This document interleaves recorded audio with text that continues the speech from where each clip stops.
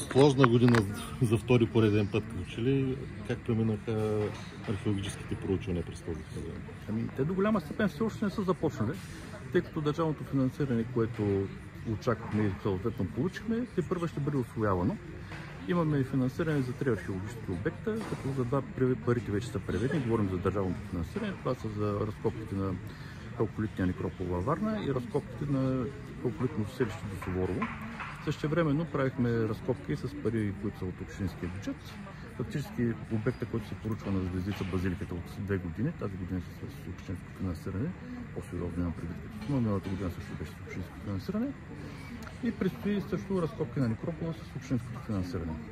Но за съжаление, както и казах, заради забавянето на бюджета, археологическия сезон се премести вече, т.е. не е летен, ами отиде на по-скоро и днесено клонящ към зимен. Евентуално.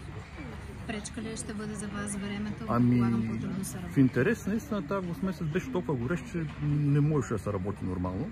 Така че в някои отношения даже е плюс, че археологическия сезон се премести малко. Просто следното време като климатично време позволява да се работи по-дълго време на открито в по-нормални условия. Така че мисля, че ако ни вали, няма да е пречка. Все пак Варна е място, където температурите през есента и през зимата са така поносими. А пък ние сме работили в много по-лоши условия. Звездица попаднахте ли на нещо интересно? Базиликата сама по себе си е голяма сграда, може би една от най-големите базилики, които е открила до момента на територията на специално Североизточна България. Интересна е като архитектура, интересна е и като, може би и като хронология, тъй като се оказа миналата година, че тя е била разрушена още в античността. Тоест тя не е унищожена като паметник, а по-скоро е била разградена. И всъщност тази година продължи разкриването на сградата, тъй като миналата година беше хваната само част от нея.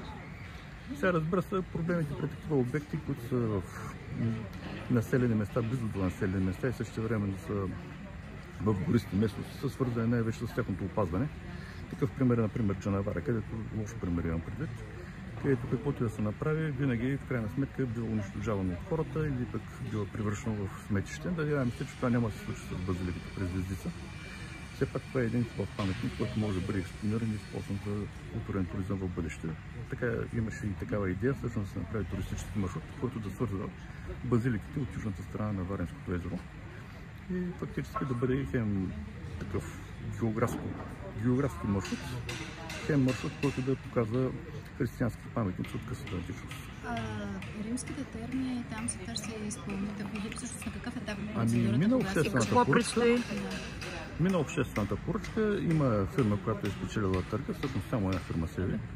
Така че от тук насетне предстои да бъде реализиран проект, който е за укрепване на кулата. Всъщност това е... би трябвало в рамките на тази календарна и финансова година да се случи, за да може да бъде изпълнен като дейност и същевременно отчетен като пари. Колко средства бяха отделени за римски терми? 90 000 лева. И за сезона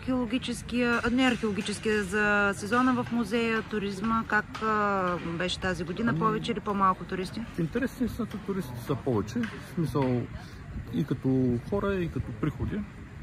Почнаха да се появяват групите, които миналата година ни липсваха. На практика вече има организирани туристически групи, така че надяваме се да се върнат, тъй като сме все пак едно място, където разчитаме основно на такъв туристопоток, тъй като сезона, както знаете, е сравнително кратък летния сезон. А по организираните групи пътуват и през другите сезони, имам преди през есента и през пролетта.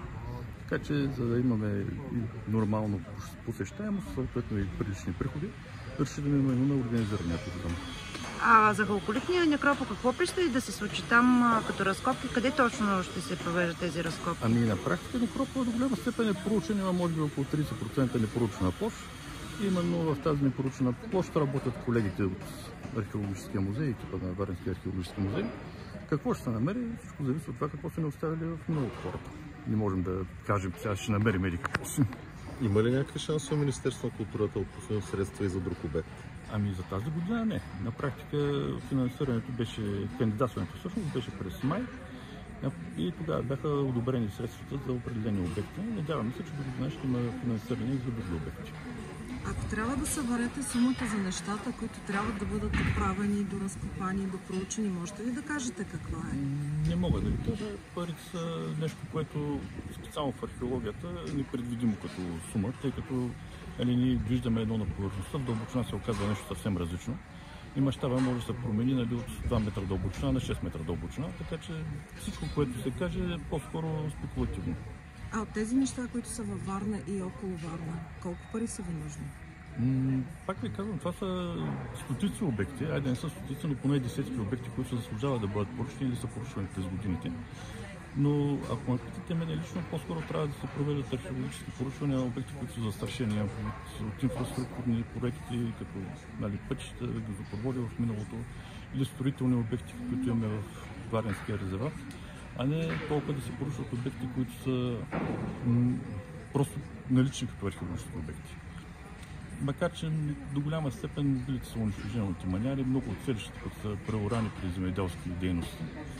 Но така или иначе, застрашените археологически обекти са именно тези, които са обречени на тотално унищожаване. Кои са те в нашата област? Ами конкретно в нашата област, всяка се замисля, магистралата вече излезе с този въпрос за Варна-София магистралата, но магистрала Черно море вероятно предстои да се случва. И в зависимост от това къде ще мине трасето, имаме няколко варианта на обекти, които биха могли да бъдат засегнати. В последно време археологически проучвания бяха правени на обекти, които са засегнати от поставяне на далекопроводи. А пък иначе, да речем, в удълбаването на пристанището до езерото имаше евентуална възможност за откриване на нещо, но доколкото знам, такова удълбаване се случи.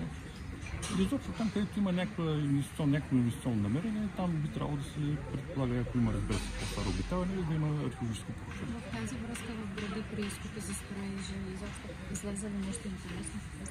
Ами нещо интересно не бих казал, тъй като в голяма степен обектите, които ги проучваме, са такива, които на някакъв етап в предишни години сме ги проучвали. Но да речем, имаше една голяма площ, която е близо до римски терми. Там излязаха улици от Сантишна Одесос. Имаше и част от базилика, която бяхме засекли предишната година. Така че колкото по-голяма площ имаме възможност да проучим, толкова повече допълваме представата за античния град и съответно попълваме и подземния катастър на археологическия катастър на Варна.